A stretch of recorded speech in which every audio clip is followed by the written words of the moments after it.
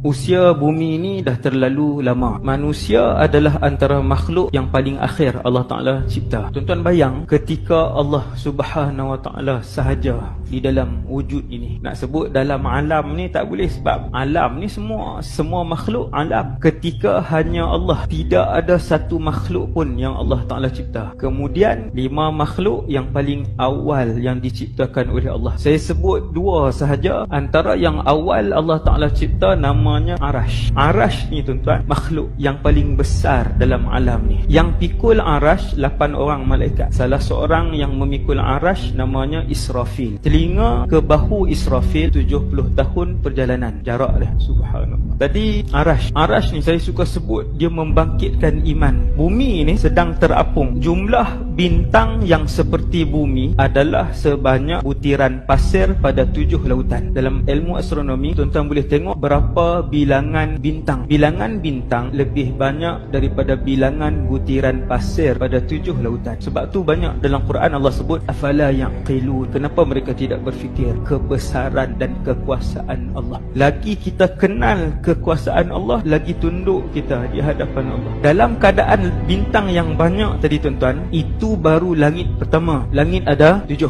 Subhanallah. Tebal langit pertama 500 tahun perjalanan. Siapa yang tinggal di langit ni ustaz? Langit 1 sampai langit ke-7 penghuninya nama malaikat. Di antara langit pertama nak tuju ke langit yang kedua mengambil masa 500 tahun perjalanan. Luasnya alam ni, maha lemah dan maha kecilnya manusia. Langit-langit, semua langit ini akan digulung oleh Allah.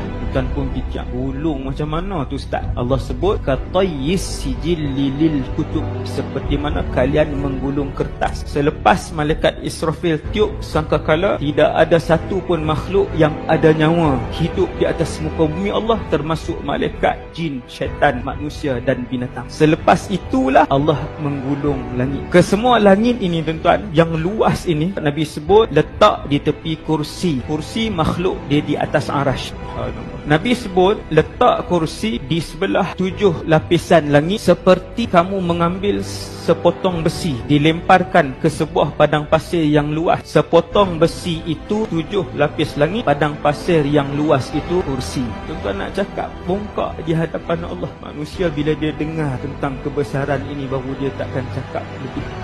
Kemudian Allah Ta'ala ciptakan satu lagi makhluk namanya qalam. Qalam ini pernah diziarahi oleh Rasulullah sallallahu alaihi wasallam dalam peristiwa Mi'raj. Bila Nabi Mi'raj, Nabi mendengar tulisan. Nabi tanya Jibril, wahai Jibril, makhluk apa yang sedang menulis sehingga kedengaran? Jibril pun sebut qalam. Wahai Muhammad, itu qalam. Wahai Jibril, apa yang qalam buat? Wahai Muhammad, qalam menulis takdir, qada dan qadar. Malam ini berapa orang yang ikhlas ditulis oleh qalam sekarang? Yang tu antara makhluk yang awal. Kemudian baru Allah Ta'ala cipta malaikat, syurga, cipta neraka, cipta bidadari, cipta ghilman, cipta sungai, cipta bukit, cipta bumi. Allah Ta'ala cipta syaitan, iblis, jin. Akhir sekali baru diciptakan manusia yang bernama Adam. Diciptakan setelah para malaikat sudah beribadat ratusan ribu tahun. Iblis menjadi ketua malaikat puluhan ribu tahun. Tuan-tuan dengar ceramah kehidupan iblis sebelum dibuang dari syurga. Sangat menginsafkan. Bukan sahaja iblis yang paling banyak ibadat, bahkan iblis yang paling alim di kalangan malaikat, tapi tercicir juga bahayanya penyakit